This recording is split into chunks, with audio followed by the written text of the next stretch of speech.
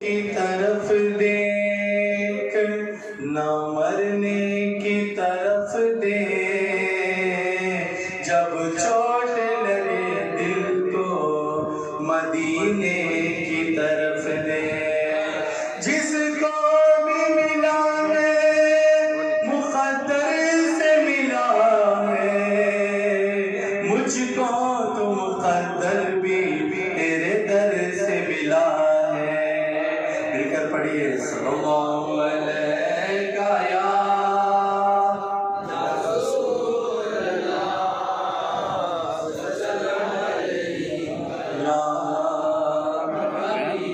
یا رسول اللہ، یا حبیب اللہ، یا رسول اللہ۔ سب مل کر بولو یا رسول اللہ، یا حبیب اللہ، یا رسول اللہ۔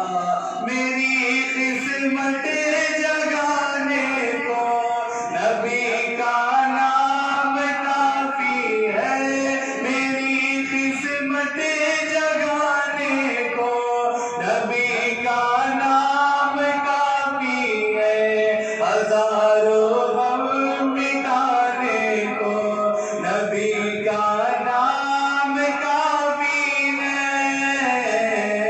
یا رسول اللہ، یا حبیب اللہ، یا رسول اللہ۔ خوشی ہو یا کوئی غم ہو نبی کا نام لیتا ہو، خوشی ہو یا کوئی غم ہو نبی کا نام لیتا ہو، کہ ہر ایک غم بلانے کو نبی کا نام کافی ہے۔ یا رسول اللہ، یا حبیب اللہ، یا رسول اللہ۔ غموں کی دھوپ رویا پہ ہوائیں تیز چلتی ہو، غموں کی دھوپ رویا پہ ہوائیں تیز چلتی ہو، میرے اس آشیانے کو نبی کا نام کافی ہے۔ یا رسول اللہ، یا حبیب اللہ، یا رسول اللہ۔ جو پوچھا مدینی آقا نے کہا صدیق اکبر نے، جو پوچھا مدینی آقا نے کہا صدیق اکبر نے، میرے سارے گھرانے کو نبی کا نام کافی ہے۔ یا رسول اللہ، یا حبیب اللہ، یا رسول اللہ۔ سلگتی آگ پر حبشی کے ہونٹوں سے سجائی، سلگتی آگ پر حبشی کے ہونٹوں سے سجائی، میری بگڑی بنانے کو نبی کا نام کافی ہے۔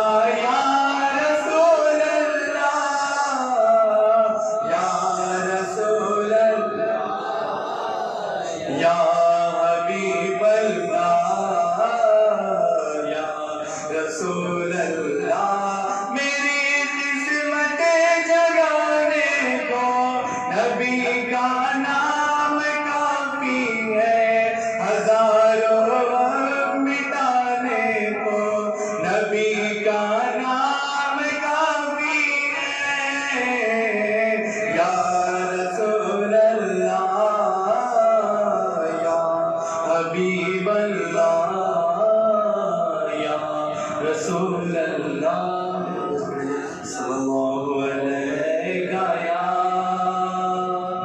رسول اللہ وسلم علیہ ابھی درد و آلام کے مارے ہوئے کیا دیتے ہیں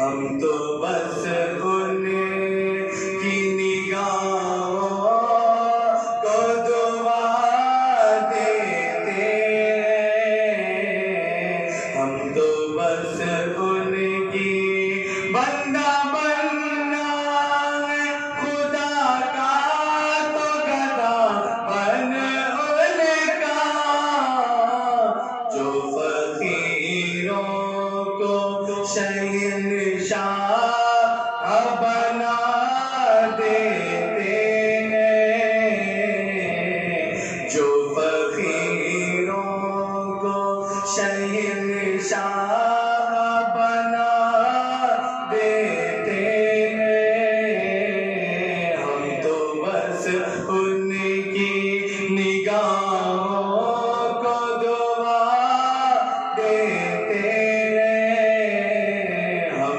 تو بس ان کی اللہ اللہ کیے جانے سے اللہ نہ ملے اللہ اللہ کیے جانے سے اللہ نہ ملے اللہ والے جو اللہ سے ملا دیتے ہیں اللہ والے جو اللہ سے ملا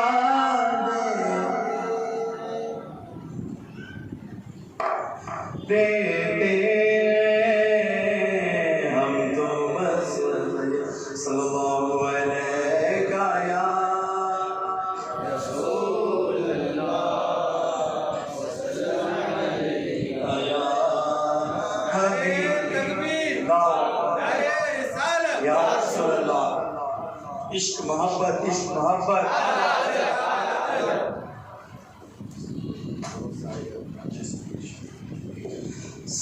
سرکار غوث اعظم نظر کرم خدا را نظر خدا را نظر کرم خدا را سرکار غوث اعظم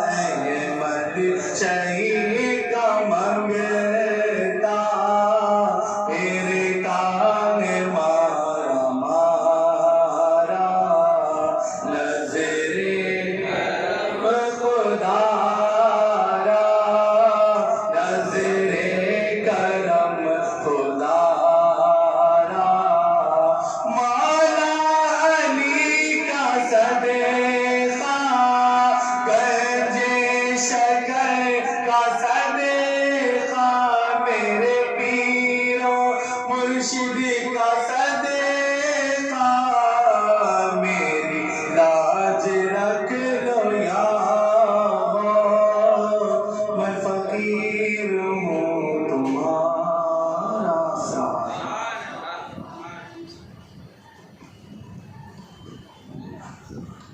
سبحان اللہ۔ آئیے اس نعت خواہ کے بعد اور ایک نعت خواہ بلا کسی تعریف عالی جناب شیخ جیلانی صاحب سے اپنا گزارش کرتا ہوں آئے اور نعت رسول صلی اللہ علیہ وسلم کی سعادت حاصل۔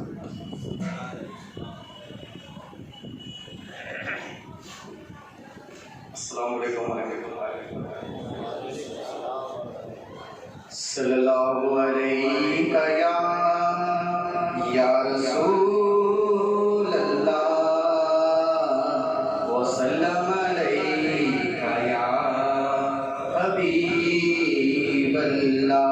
مل کے پڑھیے سب صلی اللہ علیہ یا وسلم علیہ یا حبیب اللہ۔ منقبت وسیعت تاج شریعت کی شعار۔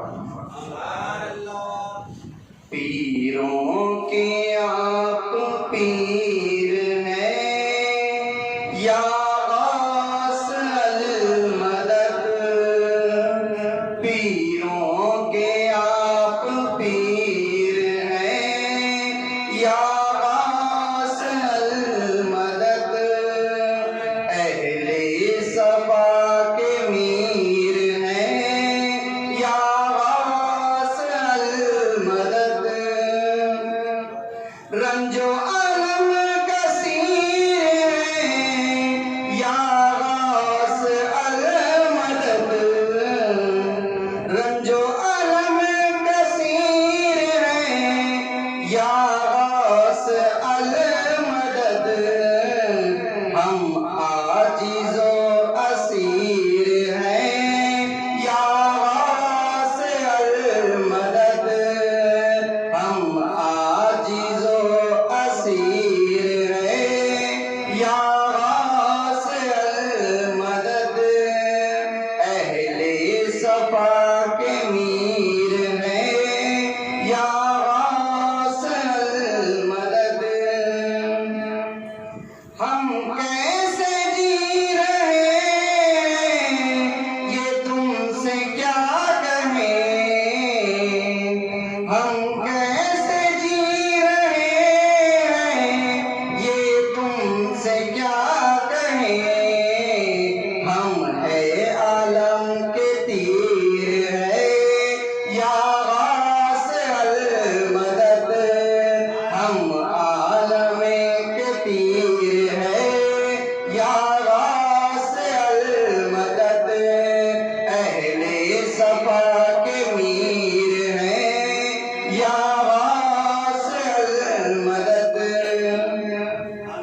تیرے نظر سے پھیر دو سارے عالم کے تیر، تیرے نظر سے پھیر دو سارے عالم کے تیر، کیا یہ عالم کے تیر ہیں یا غوث المدد، کیا یہ عالم کے تیر ہیں یا غوث المدد، اہل صفا کے میر ہیں یا غوث المدد، تیرے ہی ہاتھ میں لاج ہے یا پیر دستگیر، تیرے ہی ہاتھ لاج ہے یا پیر دستگیر، ہم تیرے دستگیر ہیں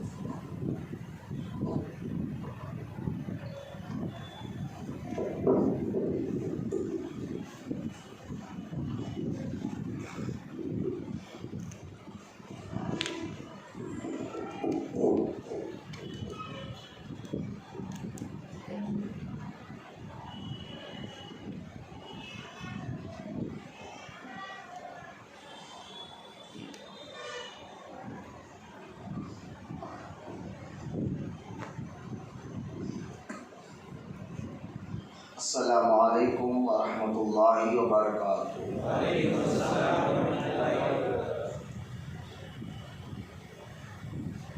الحمدللہ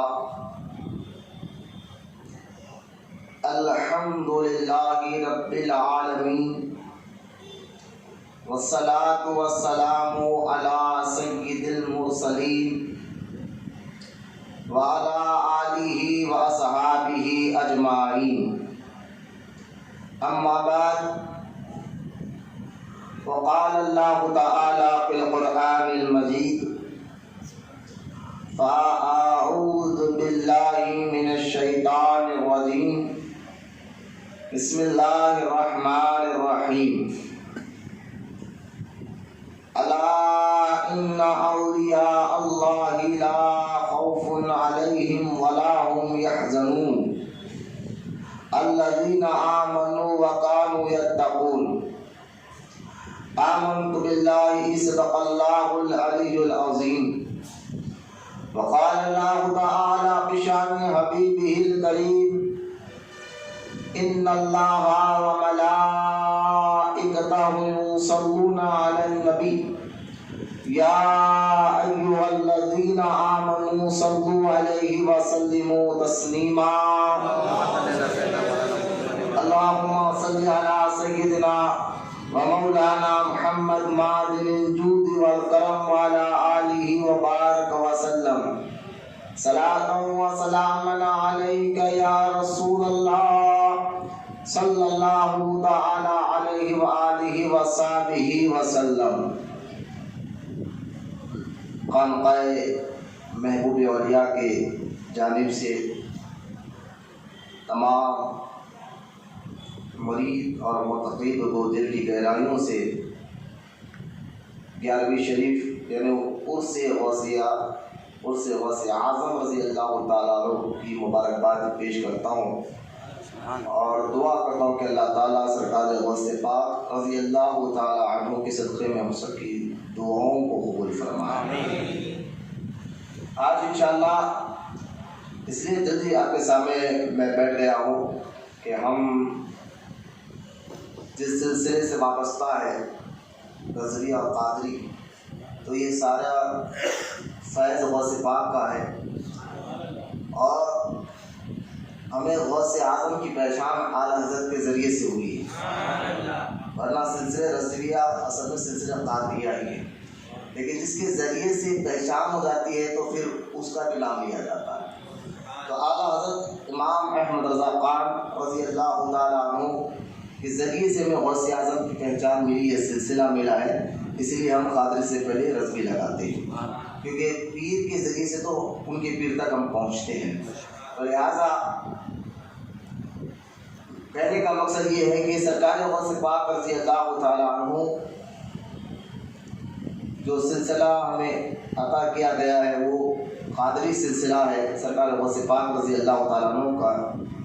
یہ اللہ تعالیٰ کا لاکھ لاکھ شکر ہے کہ اللہ تعالیٰ نے ہمیں انسان بنایا، مسلمان بنایا، اور اس کے محبوب کی امت میں پیدا فرمایا، اور غوث اعظم کا دامن بھی عطا فرمایا۔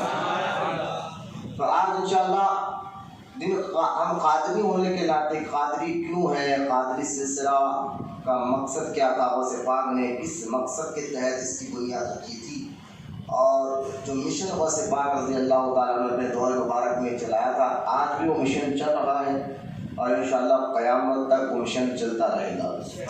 تو وہ باتیں جو ایک قادری کو جاننا انتہائی ضروری ہے، تو وہی باتوں پر آج ہم جو ہے بات کریں گے آج کے اس ٹاپک پہ، کیونکہ غوث پاک رضی اللہ تعالیٰ عنہ کے متعلق گزشتہ اتوار میں نے مختصر طور پر خاندان کے بارے میں کچھ اہم باتیں آپ کے سامنے رکھا تھا۔ تو آپ تو اکثر غوث پاک رضی اللہ تعالیٰ عنہ کے کرامات اور واقعات کو الحمدللہ سنتے رہتے ہیں، اور لیکن آج میں انشاءاللہ تعالیٰ آپ کو سرکار غوث پاک کا جو مقصد تھا، جو مشن تھا سلسلہ قادریہ کو رکھنے کا، اس مقصد اور اس مشن پر کس محاذ پہ غوث پاک نے کام کر بتایا ہے، اور ایک قادری کو یہ ساری باتوں کا جاننا انتہائی ضروری ہے۔ انشاءاللہ اس پر میں آپ کے سامنے گفتگو کروں گا۔ دعا کرتا ہوں کہ اللہ تعالیٰ مجھے حق کہنے اور مجھے اور آپ کو حق سننے کی توفیق عطا فرمائے، کہنے سننے سے زیادہ عمل کی بھی توفیق عطا فرمائے۔ آپ بالکل اطمینان کے ساتھ بیٹھے کہ کوئی اگر کسی کو ابھی اٹھ کے باہر آنے جانا ہے تو جا کر آ جائیے، لیکن بیان کے دوران اپنے یہاں نہ اٹھے۔ غوث پاک رضی اللہ تعالیٰ کا ذکر خیر ہے تو سکون سے اطمینان کے ساتھ بیٹھے۔ آج اس کا سب سے پہلا ٹاپک اور موضوع ہم جو رکھیں گے وہ ولی کے معنی پر رکھیں گے، کیونکہ ایک ولی کا معنی کیا ہوتا ہے اس پر بھی جاننا ضروری ہے۔ گزشتہ اتوار میں نے ولی کا معنی بتایا تھا، لیکن آج جو انداز میں بتانا چاہ رہا ہوں تو انشاءاللہ وہ گزشتہ اتوار میں نے نہیں بتایا تھا، آج وہی انداز آپ کے سامنے رکھنے جا رہا ہوں، توجہ فرمائیں۔ سب سے پہلے تو یہ کہ اللہ تعالیٰ نے قرآن میں کئی جگہ پر ولی کا لفظ استعمال فرمایا، اور دوسری بات یہ ہے کہ کہیں پر اللہ تعالیٰ نے ولی اللہ بھی کہا اور کہیں پر اللہ تعالیٰ نے ولی الشیطان بھی کہا۔ تو ولی اللہ اللہ کا دوست، ولی الشیطان شیطان کا دوست، یعنی ولی کا معنی ایک دوست کا بھی ہوتا ہے۔ تو جہاں ولی اللہ کا نام ہے قرآن میں تو سمجھا وہ اللہ کا دوست ہے، اور جہاں ولی الشیطان کا ذکر کیا اللہ تعالیٰ نے قرآن میں سمجھو کہ وہ شیطان کا دوست ہے اور اس کی پیروی کرتا ہے۔ لیکن دونوں چیزیں ہیں، اور قرآن میں اللہ تعالیٰ نے مومنین کے لیے کہا کہ تمہارے ولی ہے۔ ولی کا ایک دوسرا معنی مدد کرنا بھی ہے۔ تو قرآن پاک میں کئی ایک آیت ملیں گے آپ کو جس میں اللہ تعالیٰ نے کہا کہ ہم نے مومنوں کے لیے ولی پیدا کیے، اور اسی قرآن پاک میں ایک اور جگہ اللہ تعالیٰ نے یہ بھی فرمایا کہ کافر اور مشرک کا کوئی ولی نہیں ہوتا۔ دیکھیے آپ کہیں پر کہہ رہا ہے کہ ہم نے مومنوں کے لیے ولی بنائے، اور کہیں پر کہہ رہا ہے کافر اور مشرکوں کے لیے کوئی ولی۔ تو اگر کسی کی جماعت میں کوئی ولی ہے ہی نہیں تو سمجھ جاؤ کہ وہ ہے کیا، تو تمہارے لیے اللہ نے ولی بنایا ہی نہیں۔ ولی تو اللہ تعالیٰ نے مومنوں کے لیے بنایا۔ یہ قرآن کی آیت ہے، اس کا نچوڑ میں آپ کے سامنے ترجمہ تھوڑا تھوڑا کر آپ کے سامنے رکھ رہا ہوں۔ تو ایک معنی ولی کا مدد کرنا بھی ہے،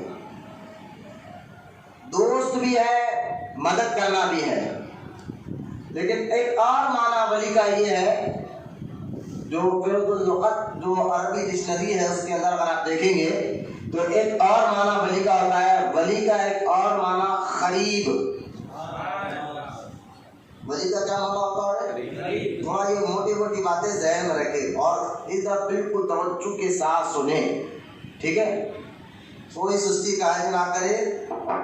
سرکار غوث پاک کے عشق میں بیٹھے ہیں تو پھر چہرے بھی بتائیں، اظہار بھی کرے چہروں سے، کم چہرہ آئینہ ہوتا ہے دل کا، چہرہ بتا دیتا ہے کہ آپ سن رہے ہیں یا سمجھ رہے ہیں یا خالی فارمیلٹیز کے تحت بیٹھے ہوئے۔ تو لہٰذا ولی کا ایک معنی قریب کے لیے، اللہ کے نیک بندوں کو ولی جو کہتے ہیں، ولی اللہ کے قریب۔ لیکن قریب کیسا؟ قربت کا معنی کیا ہے، قریب کا معنی کیا ہے، اس کو سمجھنے کے لیے آپ غور کریں۔ یہ میعاد ہے، یہ میرے قریب ہے تو یہ میرا ولی ہے۔ میں میعاد کے قریب ہوں تو میعاد کا ولی میں ہوں۔ اب آپ کے بازو جو آپ کے بازو بیٹھا ہوا جو آپ کے قریب ہے وہ آپ کا ولی ہے۔ میں معنی سمجھا رہا ہوں ولی کا۔ تو لہٰذا جو آپ کے قریب ہے وہ ولی۔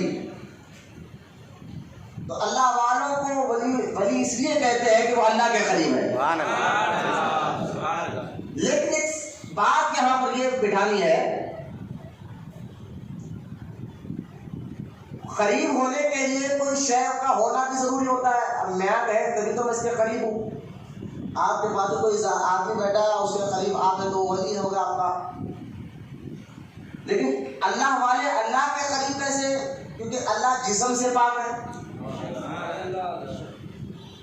یعنی ولی ہونے کے لیے کوئی چیز کا وجود ہونا بھی ضروری ہے نا۔ اور وہ ذات ہونا بھی ضروری ہے، لیکن اللہ تو جسم سے پاک ہے۔ اور ولی ہونے کے لیے، اور ولی کا معنی میں قریب کی بات، قریب ہونے کے لیے ایک اور چیز ہونا ہے، وہ کیا؟ وہ جگہ پہ دونوں ایک ہی جگہ جمع ہو، تبھی تو قریب کا معنی تو ولی ہے نا۔ اب قریب ہونے کے لیے ایک اور چیز ہو گیا کہ وہ چیز جگہ پہ ہو، لیکن اللہ تعالیٰ جگہ سے بھی پاک ہے، اللہ جسم سے پاک ہے، جگہ سے پاک ہے۔ پھر جب اللہ تعالیٰ جسم سے بھی پاک ہے، جگہ سے بھی پاک ہے، دائیں بائیں نیچے اوپر اس سارے چیزوں سے اللہ پاک ہے، تو پھر یہ ولی اللہ، اللہ کا ولی کہنے کا مطلب کیا ہے؟ اللہ کے قریب ہونے کا مطلب کیا ہے؟ تو اس کو سمجھنے کے لیے آپ دیکھیں کعبۃ اللہ، اس کو سمجھانے کے لیے بتا رہا ہوں۔ کعبۃ اللہ اللہ کا گھر ہے، اس کا مطلب یہ نہیں کہ اللہ وہاں رہتا ہے۔ کعبۃ اللہ اللہ کا گھر، لیکن اللہ اس کے اندر نہیں رہتا، اللہ رہنے سے پاک۔ اگر کوئی پوچھے آپ پھر مسجد مکہ جاتے کیوں ہے؟ بولے اللہ کے لیے۔ بولے کیا اللہ تعالیٰ کعبے ہی نہیں ملے گا؟ بولے کعبۃ اللہ میں نہیں، اللہ تو ہر جگہ موجود ہے، سارے مساجد دنیا میں اللہ کا گھر ہی ہے، صرف کعبۃ اللہ ہی میں نہیں، لیکن ہاں سارے گھروں میں جہاں اللہ ملتا ہے، جہاں جانے سے راضی ہوتا ہے، وہ کعبۃ اللہ ہے۔ جہاں جانے سے اللہ راضی ہوتا ہے، جہاں جانے سے اللہ ملتا ہے، وہ کعبۃ اللہ ہے۔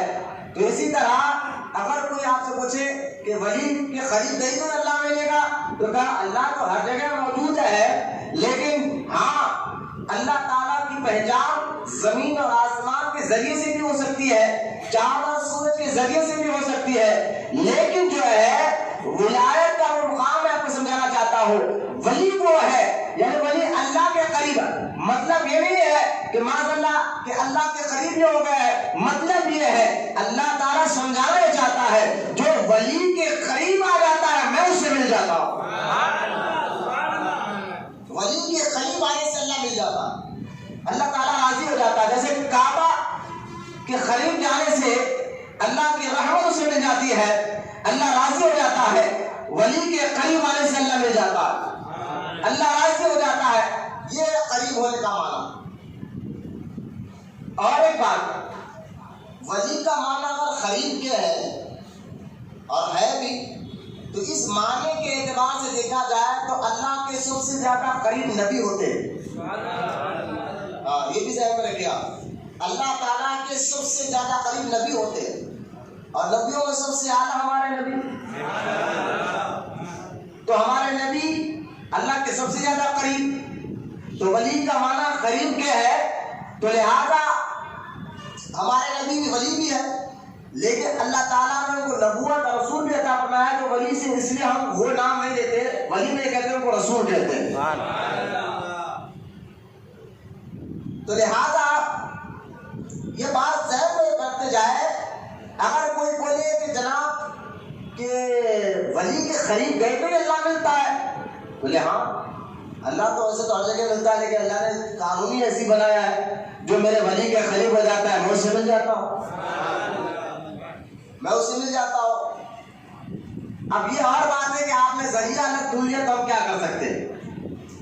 اگر آپ کو یہاں سے چار مینار جانا ہے تو آپ بیٹھ کے سکندرآباد کی بس میں اور پہنچ گئے، تو غلطی آپ کی کہ آپ نے ذریعہ ہی غلط ڈھونڈا ہے، منزل تو آپ کو ملے گی کہاں سے آپ کو؟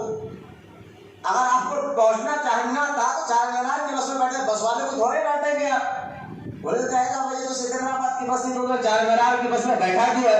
اگر تو چار مینار جانا تھا تو وہاں کی بس میں بیٹھا تھا۔ تو لہٰذا ذریعہ تم غلط استعمال کرتے ہو اور کہتے ہو ہمیں اللہ نہیں ملتا، اور جو ذریعہ مضبوط پکڑ لیتے ہیں، سمجھ گئے کہ اللہ تک پہنچنا ہے تو غوث اعظم کا دامن لینا پڑتا ہے، غریب نواز کا دامن ہاتھ میں لینا پڑتا ہے، بندہ نواز کا دامن ہاتھ میں لینا پڑتا ہے، حسن بن احمد شہید کا دامن ہاتھ میں لینا پڑتا ہے، اور پیر و مرشد کا دامن ہاتھ میں لینا پڑتا ہے۔ ہم نے ذریعہ مضبوط پکڑ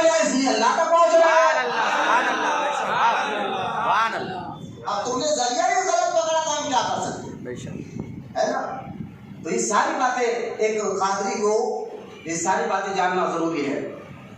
آئیے یہ بات ولایت کے بات اس پر بھی میں نے آپ کے سامنے گزشتہ اتوار بتایا تھا. ولایت کی دو قسمتیں کہ ولایت تشریعی اور ولایت تکوینی. تفسیر نعیمی کے حساب سے میں نے یہ بات بتایا تھا، لیکن آگے میں اس کو لے جاتے ہیں. ولایت کا ولی کا معنی اسی لیے دیکھیں آپ حدیث قدسی ہے، بخاری شریف میں یہ حدیث پاک موجود ہے. اللہ کے رسول علیہ السلام نے ارشاد فرمایا کہ جب ولی اللہ کے قریب ہو جاتا ہے. اب قریب کا معنی جہاں ولی کے قریب یعنی قریب کا معنی کیا ہے؟ یعنی اللہ ان سے راضی ہو گیا. قریب کا معنی اللہ ان سے راضی ہو گیا. جب ان کے قریب جاتا اللہ ان سے بھی راضی ہو جاتا. جب اللہ تعالیٰ کسی کو اپنے قریب کر لیتا ہے تو حدیث قدسی ہے کیا ہے بھی تمہارا ٹائم یہ ہے ہمیشہ کا. اور کوئی دیکھ رہا ہوں میں آج بچوں کو نظر رکھوں، میں بول رہا ہوں ہمیشہ کا ٹائم سمجھانے کے بعد بھی وہی ٹائم آدمی ارے میں ان کو کیا کرنا ہے میں بتا کر لوں گا. حدیث قدسی ہے ادھر نظر رکھیں. حدیث قدسی میں جو ہے سرکار مدینہ علیہ السلام نے ارشاد فرمایا کہ بندہ جب فرائض کے ذریعے اور نوافل کے ذریعے اللہ تعالیٰ کا قرب حاصل کر لیتا ہے تو پھر اللہ اس کی آنکھ بن جاتا ہے، اس کی زبان بن جاتا ہے، اس کے کان بن جاتا ہے، اس کے ہاتھ بن جاتا ہے، اس کے پیر بن جاتا ہے، اور جو وہ بولتا ہے اللہ ایسا کر دیتا.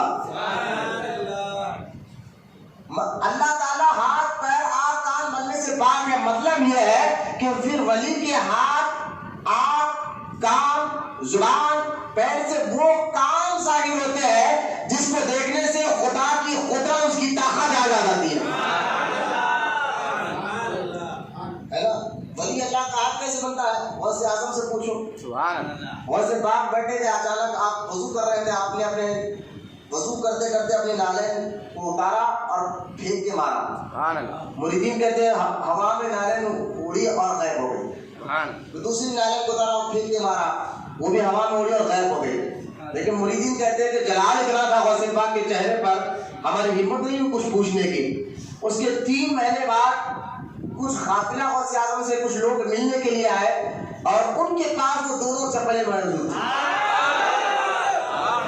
دونوں نالین ان کے پاس موجود تھے غوث پاک کے، اور انہوں نے نالین بھی دیا، کچھ تحفہ بھی غوث پاک کی بارگاہ میں نذرانہ پیش کیا. اب جانے لگے تو مریدوں نے ان سے پوچھ کر کہا کہ یہ نالین تو فلاں تاریخ کو غوث اعظم نے بھیجا تھا، یہ آپ کے پاس کہاں سے آ گئے؟ تو کہنے لگے ہم تاجر لوگ ہیں، کاروبار کرنے والے لوگ ہیں، ہم تجارت کر کر مال کما کر جا رہے تھے.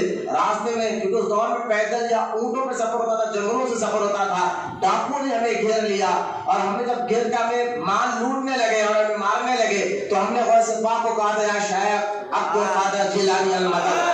غوث پاک کو ہمیں پکارا تو یہاں نالین آ کر ڈاکوؤں کے سردار کو لگا. اس کے 2 سردار تھے اور دونوں سردار کو ایک نالین لگا، اسی جگہ پر مر گئے.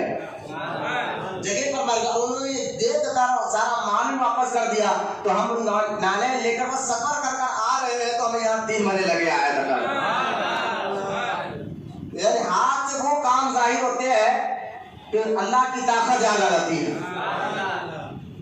دیکھیں تو لہذا یہ ساری باتیں ذہن میں بٹھانے کے بعد اور آگے بڑھے. آج کا جو موضوع ٹاپک سمجھانا ہے، حضور سیدنا غوث پاک رضی اللہ تعالیٰ عنہ، غوث اعظم کا اصل نام سیدنا شیخ عبد القادر جیلانی اصل نام، اور آپ کا لقب القابات جو ہے بے شمار ہے، لیکن زیادہ جو مشہور لقب ہوا ہے وہ غوث اعظم ہے، محی الدین بھی ہے. غوث یہ نام نہیں، ٹائٹل ہے، ایک لقب ہے. جیسا کہ دیکھیے آپ پولیس اسٹیشن میں ایک کانسٹیبل ہوتا ہے، ہیڈ کانسٹیبل، ایسا ہی پھر اس پر جتنا لقب بڑھتے گا جناب رہتا ہے انسانی ہے لیکن لقب بڑھتے رہتا ہے. اسی فوج میں دیکھیے آپ بریگیڈیئر ہوتا ہے، عام فوجی ہوتا ہے، تو اس کے اوپر کمانڈو، اس کے اوپر بریگیڈیئر، جو ہے یہ ہوتے ہیں. ہوتا ہے انسان ہے، اس کو یہ عہدے ملتے ہیں، درجات ملتے ہیں. اسی طرح غوث جو ہے نا ایک ٹائٹل ہے، اور اللہ تعالیٰ جو ہے حضور کے غلاموں کو عطا فرماتا ہے. لیکن غوث سے مراد یہ غوث نہیں. غوث میں نے کہا نا، غوث ایک ٹائٹل ہے، ایک لقب ہے. جیسے قطب ہوتے ہیں، سرکار کے حدیث پاک ہے، سرکار نے فرمایا کہ میری امت میں قطب ابدال ہمیشہ رہیں گے اور ان کے اوپر ایک غوث ہوگا، ہر دور میں رہیں گے. اگر ان میں سے کبھی کوئی مر بھی جائے تو اللہ تعالیٰ ان کی جگہ دوسرے کو بنا دے گا. لیکن اس مقام پر روحانیت کے اس مقام پر ہر دور میں ابدال بھی رہیں گے، عقبا، نوجوان، عارفین اور قطب بھی ہوں گے، اور ان سب کا ہیڈ غوث ہوگا. اور یہ غوث وہ غوث نہیں، ہمارے غوث میں غوث کے بھی غوث اعظم ہے. یہ ظاہر ہے کیا؟ اچھا، ان کے ذریعے اللہ کیا کرے گا؟ تو سرکار نے فرمایا انہی کے ذریعے اللہ تعالیٰ مشکلوں کو ٹالتا ہے، میرے امت کی مصیبتوں کو ٹالتا ہے. اور یہ جب دعا کرتے تو اللہ بارش برساتا ہے. اگر یہ دعا کرتے تو ظالم حکمران کو ختم کر دیتا ہے، اور یہ دعا کر دے تو بے اولاد کو اولاد عطا فرما دیتا ہے. تو ان کے ذریعے سے بلائیں ڈرتی ہے. لیکن سرکار فرماتے ہیں قیامت تک ہر دور میں میری امت میں یہ لوگ رہیں گے. غوث تو ہر دور میں، جیسا کہ بھائی کمشنر کے تحت پورے افسر جتنے بھی ایک کمشنر ہے بڑا، اور اس کے تحت جتنے بھی محکمہ پولیس ہے، جتنے بھی نیچے والے اس کے تحت ہے، تو اسی طرح غوث بڑا ہوتا ہے ہر دور میں. اس کے نیچے جتنے بھی ولایت کے اور جتنے قطب ابدال جتنے بھی چھوٹے ہیں اس کے ہاتھ کے نیچے ہوتے ہیں، اس کے ہاتھ کے نیچے ہوتے ہیں. لیکن ہمارے غوث کے بھی غوث اعظم ہے. سمجھے؟ غوث کے بھی غوث اعظم ہے رضی اللہ تعالیٰ عنہ. اب اس امت میں غوث اعظم میں سے کتنے غوث گزرے ہیں؟ میں یہ غوث کی بات نہیں کر رہا، غوث اعظم میں سے غوث کی بات کر رہا ہوں. غوث اعظم یعنی ولیوں کا سردار. یہ کتنے لوگ گزرے ہیں؟ اور آج تو غوث اعظم، غوث کے بھی غوث اعظم ہے، یہ کب تک رہیں گے؟ اس کا جواب دیتے تھے بریلی کے امام محمد رضا اعلیٰ حضرت رضی اللہ تعالیٰ عنہ نے بہت بہترین جواب دیتے ہوئے فرمایا کہ سنو، اس امت کا سب سے پہلے غوث اعظم ابو بکر صدیق ہے. یہ بنڈر بانا جو ہے اعلیٰ حضرت نے فرمایا یہ ایسا نہیں ہے کہ ابو بکر خلافت میں افضل تھے، ہاں مولا علی ولایت میں افضل تھے، ایسا نہیں ہے. اصل میں جہاں پر ابو بکر صدیق کا نام آئے گا تو سمجھ جائے فضیلت کل فضیلت اللہ تعالیٰ نے ابو بکر پتا فرمایا. تو لہذا اس امت کے سب سے پہلے غوث اعظم کا نام ابو بکر صدیق اعلیٰ حضرت کہہ رہے ہیں. ابو بکر صدیق ہے، ان کے بعد حضرت عمر ہے، ان کے بعد عثمان غنی ہے، ان کے بعد مولا علی ہے، ان کے بعد امام حسن ہے، ان کے بعد امام حسین ہے، ان کے بعد عزت سیدنا امام زین العابدین ہے، ان کے بعد امام محمد بن باقر ہے، ان کے بعد امام جعفر صادق ہے، ان کے بعد امام موسیٰ کاظم ہے، ان کے بعد امام علی رضا ہے، ان کے بعد امام نقی رضا ہے، ان کے بعد امام تقی رضا ہے، ان کے بعد امام حسن عسکری ہے، اور ان کے بعد شیخ عبد القادر جیلانی ہے. سارے غوث اعظم کے لقب ہیں. اب عبد القادر جیلانی غوث اعظم ہے، اور کب تک آئے؟ کہا امام مہدی آنے تک. امام مہدی آنے تک غوث اعظم، غوث کے بھی غوث اعظم ہوں گے شیخ عبد القادر جیلانی رضی اللہ تعالیٰ عنہ. تو لہذا غوث پاک رضی اللہ تعالیٰ عنہ کے لیے چند باتیں ایک قادری کو، اس سلسلے سے وابستہ رہنے والے کو، یہ ساری باتیں بہت ہی زیادہ ضرورت کی انتہا. تو میں نے اس کے بارے میں ڈیٹیل آپ کے سامنے رکھ دی. اب اس کو بھی مکمل کرتے ہوئے آگے بڑھے. غوث پاک رضی اللہ تعالیٰ عنہ نے جس فیلڈ میں کام کر بتایا وہ کام کیا تھا. غوث پاک رضی اللہ تعالیٰ عنہ میں جو فیلڈ تھا، اب وہ یوں سمجھنا ہے تو پہلے آپ کو سورہ جمعہ کی آیت جو پڑھنے جا رہا ہوں اس کو آپ سمجھیں. اس کے بعد آپ جو ہے غوث اعظم کا اس مقصد کو، اس کام کو سمجھیں گے. سورہ جمعہ کی جو آیت میں پڑھ رہا ہوں، جو پہلی آیت ہے، اللہ تعالیٰ ارشاد فرماتا ہے سورہ جمعہ میں 28 سے 12، اور بھی جگہ یہ آیت اور جگہ قرآن میں اور بھی جگہ آئی ہے آیت، توجہ کریے. اللہ تعالیٰ ارشاد فرماتا ہے یتلو علیہم آیاتہ ویزکیہم وَيُزَكِّيهِمْ وَيُعَلِّمُهُمُ الْكِتَابَ وَالْحِكْمَةَ وَإِنْ كَانُوا مِنْ قَبْلُ لَفِي ضَلَالٍ مُبِينٍ. یہ آیت ہے. اس آیت میں اللہ تعالیٰ نے پہلے یہ دیکھے غوث اعظم کے پاس لے جانا، پہلے سنتے. اللہ تعالیٰ نے یہ آیت میں بتایا کہ ہم نبیوں کو دنیا میں کیوں بھیجتے ہیں. ہم نبیوں کو دنیا میں کیوں بھیجتے ہیں، یہ جاننا ضروری ہے ہمارے لیے. نبی آتا ہے 3 کام کے لیے. دنیا کس لیے آتا ہے؟ 3 کاموں کے لیے نبی آتا ہے. وہ ذہن میں رکھے آپ. وہ کیا کام ہے جو نبی آ کر کرتا ہے، جو ہمارے آقا محمد رسول اللہ صلی اللہ علیہ وسلم نے کر بتایا ہے؟ وہ 3 کام کیا ہے؟ 3 میں سے پہلا کام اللہ فرماتا ہے یتلو علیہم آیاتنا.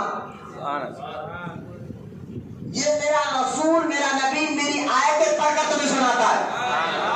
پہلا کام اللہ کا کلام پڑھ کر سنانا. یتلو علیہم آیاتنا، میرا پہلا رسول کا، نبی کا پہلا کام اللہ کا کلام، اس کی آیتیں پڑھ کر سناؤ. دوسرا کام اللہ فرماتا ہے پھر یہ تمہیں جو ہے اس آیت کا معنی بتاتا ہے. بولے محبت سے سبحان اللہ. ایک تو اللہ کی آیتیں پڑھ کر سناتا ہے، دوسرا پھر اس کا معنی، اس کا مفہوم بتاتا ہے. اسی طرح دیکھیں آپ، قرآن جب عربی میں اترا ہے، عربی زبان میں اترا ہے، لیکن صحابہ کرام کی عادت پاک تھی جب بھی قرآن پاک کی کوئی آیت ہوتی ہے وہ حضور کی بارگاہ میں جاتے، حضور سے اس کا معنی اور مفہوم پوچھا کرتے تھے. جبکہ قرآن انہیں کی زبان میں اترا ہے. میں آپ کو اگر حیدرآبادی زبان میں کچھ بولوں تو آپ کو بات سمجھ میں آ رہی ہے، کسی کو پوچھنے کی ضرورت نہیں ہوگی. لیکن جبکہ یہ قرآن اللہ کا کلام عربی زبان میں اترا ہے، لیکن پھر بھی صحابہ کرام جانتے تھے جو معنی نبی اور رسول بتا سکتے ہم نہیں سمجھ سکتے. یہاں سے ایک بات یہ بھی بات سمجھ میں آ گئی کہ قرآن کو ہم خود سے نہیں سمجھ سکتے. قرآن کو سمجھنے کے لیے استاد کا، پیر کا، رہنما کا ہونا ضروری ہوتا ہے. اگر کوئی کہے کہ قرآن خود پڑھو، اس کا معنی خود سمجھو، تو میں نے کہا صحابہ کرام کی زبان ہے، عرب کی زبان میں، عربی زبان میں قرآن اترا ہے، پھر بھی جو ہے وہ حضور سے جا کر پوچھا کرتے تھے کہ تم کس کھیت کی مولی ہو، تم کیا ہو. غور کرے جب یہ آیت اتری نا قرآن پاک میں، الا ان اولیاء اللہ لا خوف علیہم ولا هم يحزنون. یہ آیت جب اتری تو حضرت عمر بن خطاب رضی اللہ تعالیٰ عنہ، میں نے کہا نا نبی پہلا کام کیا ہوتا ہے نبی کا؟ اللہ کا کلام. ارے سو مل کر بولو یار. اللہ کا کلام پڑھ کر سنا، اللہ کی آیتیں پڑھ کر سنا. دوسرا اس کا معنی بتانا، اس آیت کا معنی بتانا. اب غور کریے، حضرت عمر بن خطاب گئے اور کہنے کہ یا رسول اللہ، جو اللہ نے قرآن میں یہ آیت اتاری ہے اولیاء اللہ، الا ان اولیاء اللہ، یہ اولیاء اللہ سے کون مراد ہے؟ یہ کون لوگ ہیں؟ یہ کون لوگ ہیں؟ تو سرکار مدینہ علیہ السلام اس آیت کے تحت تفسیر میں حدیث آئی، وہ حدیث سنانے جا رہا ہوں. جب حضرت عمر نے پوچھا حضور سے، نبی کی ڈیوٹی ہے نا اس کا معنی بھی بتاؤ، ہے نا؟ تو جب پوچھا تو اس آیت کے تحت حدیث پاک میں سرکار دو عالم علیہ السلام نے ارشاد فرمایا، عمر اولیاء اللہ وہ لوگ ہیں اللہ تعالیٰ ان کو دنیا میں بھی عزت عطا فرماتا ہے، قبر آخرت میں بھی عزت عطا فرماتا ہے. بولے دنیا میں کیسا عزت عطا فرمایا ہے؟ کہا لہم البشریٰ فی الحیات الدنیا. بولے محبت سے سبحان اللہ. یہ آیت کیا کہتے ہیں؟ لہم البشریٰ، خوشخبری ہے جن کو اللہ نے اولیاء اللہ بنایا ہے، اللہ محبوب بنایا ہے. بولے وہابیوں نے کتاب میں لکھا اللہ کے یہاں سب ذلیل آئے، چمبار سے بدتر. ہم نے کہا تو ہوگا. قرآن میں اللہ پاک فرماتا ہے سورہ آل عمران میں بھی کہ اللہ وہ ہے وَتَعِزُّ مَن تَشَاءُ وَتَذِلُّ مَن تَشَاءُ. اللہ فرماتا ہے جس کو عزت ہے اس کو کوئی بے عزت نہیں کر سکتا، اور جو ہم کو جس کو ہم بے عزت کریں اس کو کوئی عزت نہیں کر سکتا. ہم نے کہا عزت، یہ آیت کا مطلب کہاں سے نکالو گے؟ جب اللہ تعالیٰ فرما رہا ہے کہ عزت دینے والا میں ہو، تو عزت دار لوگ بھی دنیا میں ہے. ارے تو ہوگا چمار سے زیادہ بدتر اللہ کے نزدیک. انبیاء اولیاء نہیں ہے. اللہ نے ان کو عزت عطا فرمائی ہے، اللہ نے ان کو عزت عطا فرمائی ہے. تو لہذا اللہ تعالیٰ اس کو عزت ہے، کوئی عزت دار بندہ ہوتے کیسا ہے؟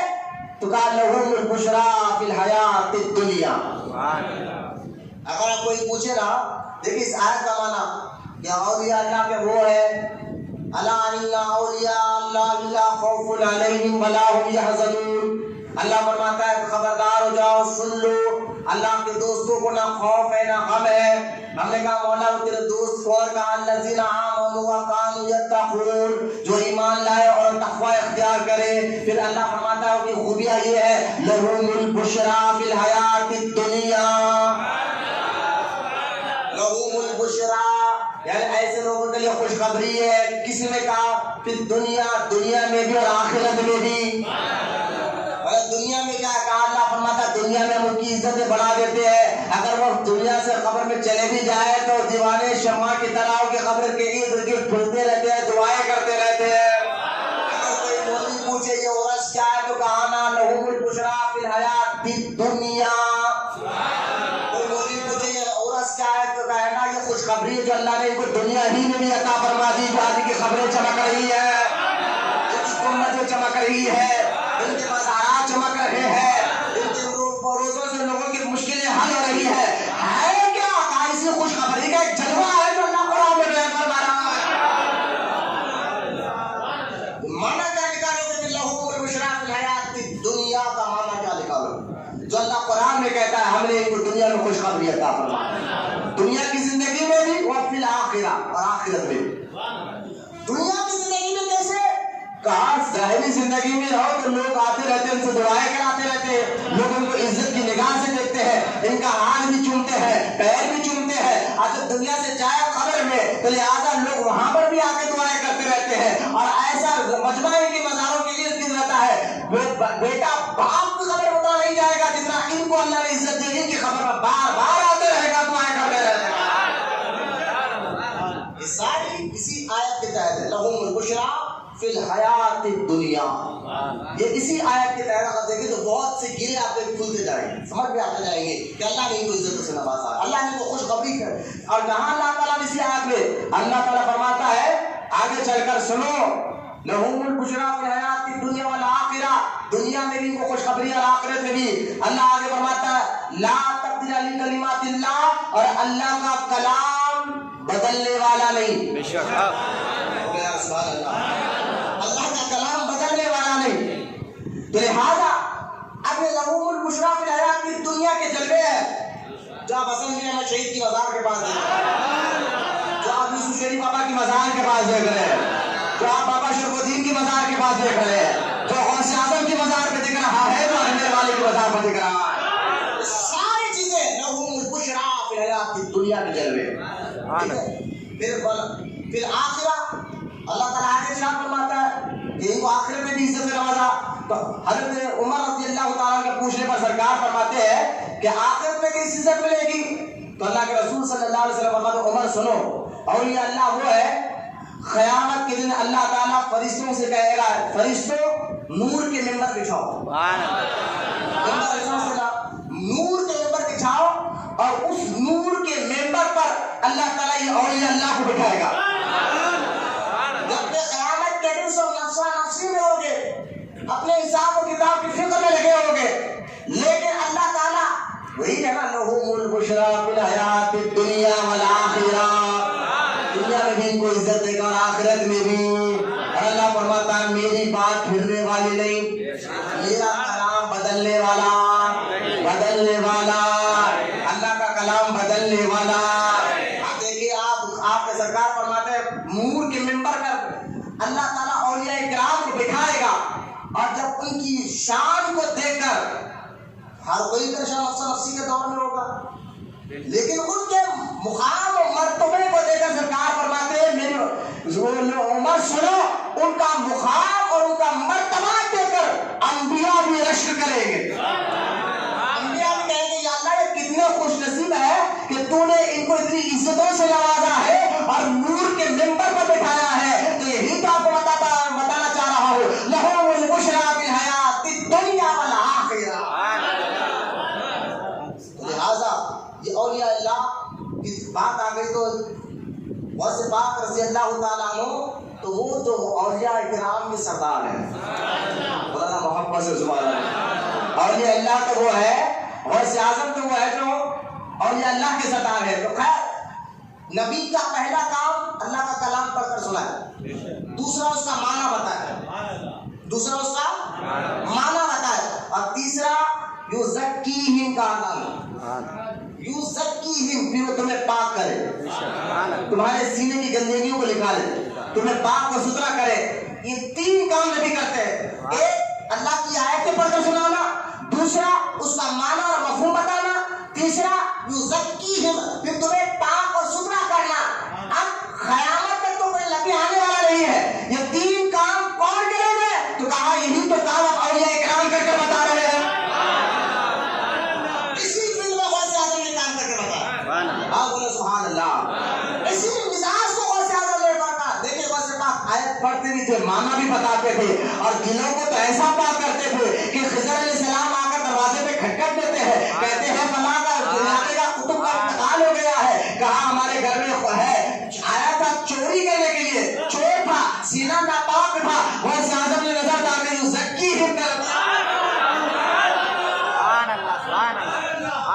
کام جو غوث اعظم نے کر بتایا وہ اس فیلڈ میں۔ اب اس کو سمجھنا، آپ اس کو کیسے سمجھے؟ اس کو بھی سمجھنا پڑے گا کہ یزکیہم، کیونکہ کرامات دکھانا لیکن اس طریقے سے کام کر کر بتانا، یہ جو شعبے جو بنے ہیں نا، یہ بھی آپ کو سمجھانے کے لیے بتا دو۔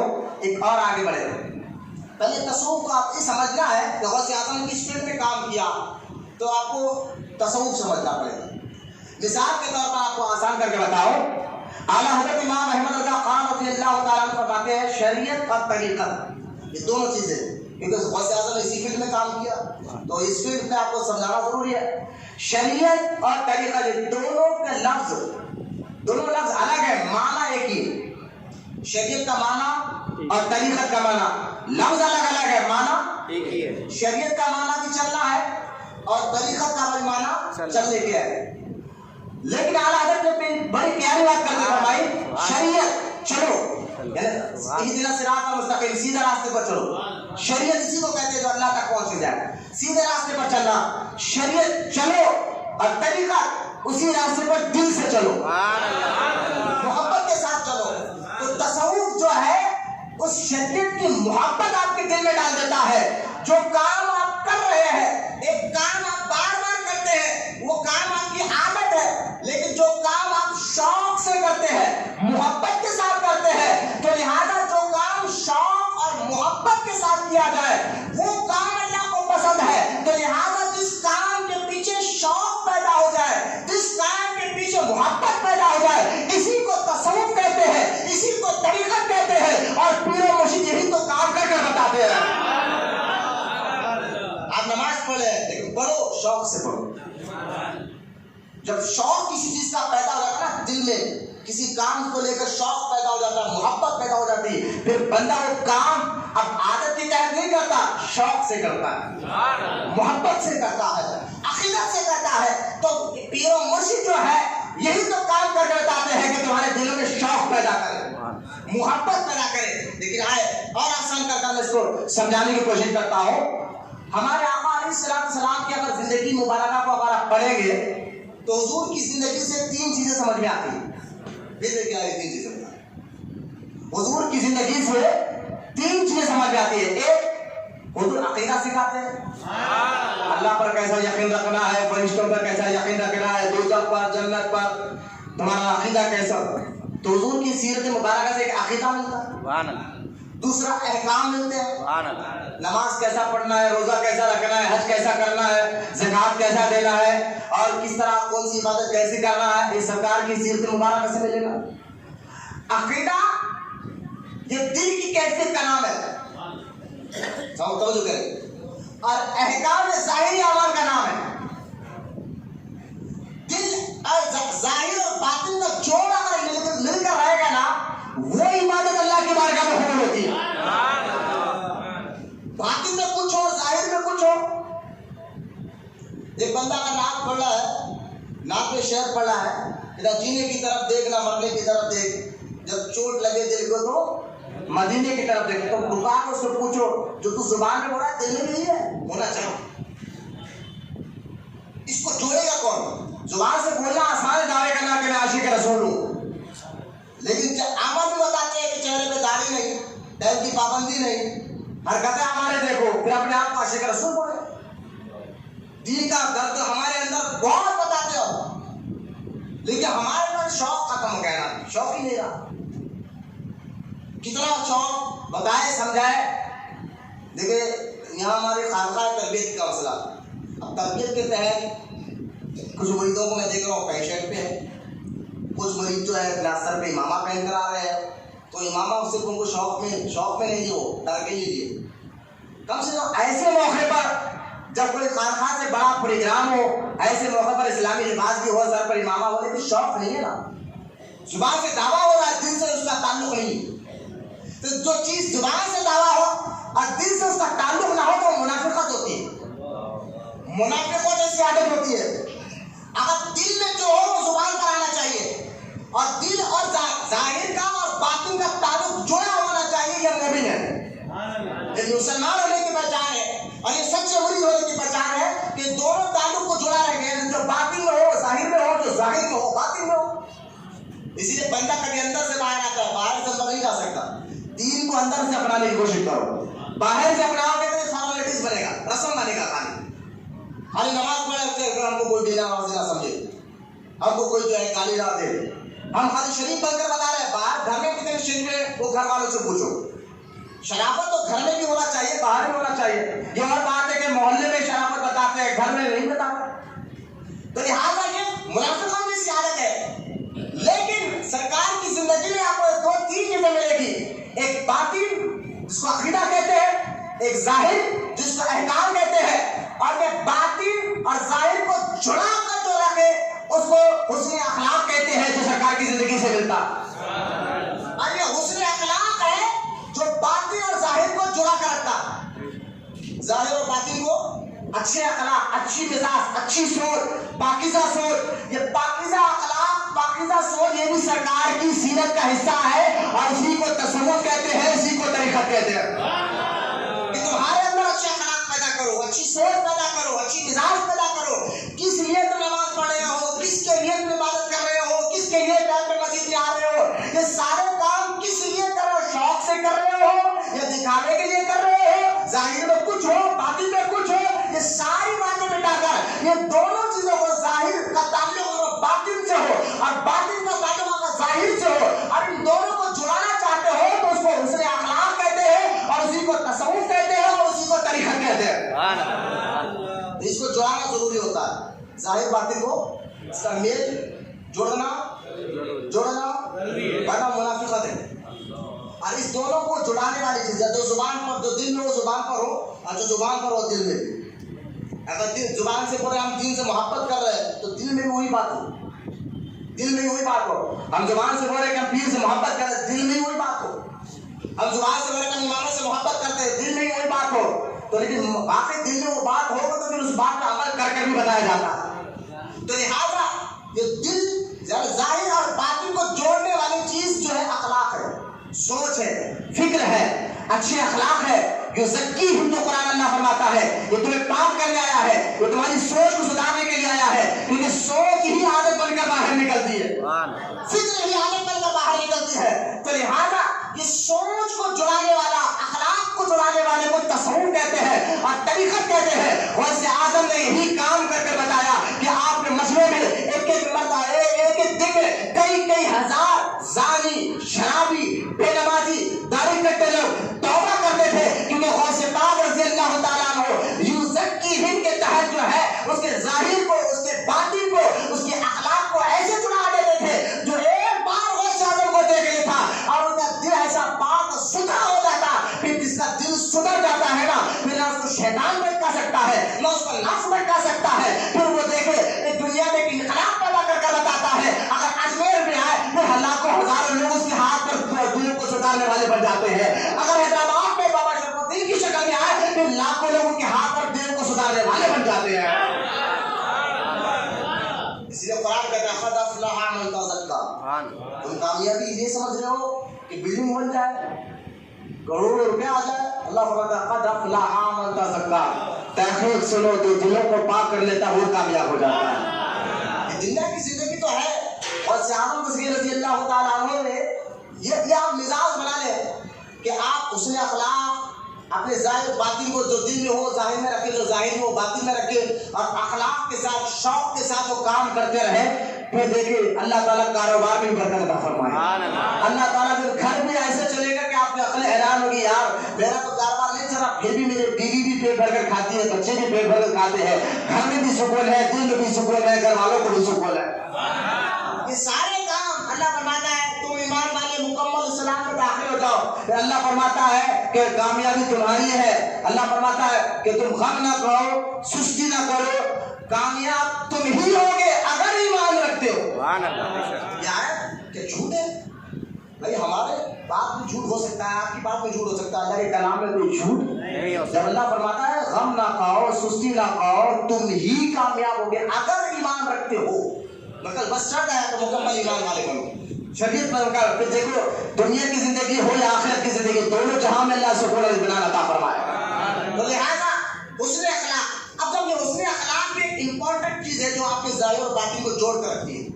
یہ کڑی ہے، سمجھیا یہ کیا ہے؟ ایسی کڑی ہے جو روح یعنی ظاہر اور باطن کو جوڑ کر رکھتی ہے، اور یہ کڑی نکل گئے تو پھر یہ منافقت ہے۔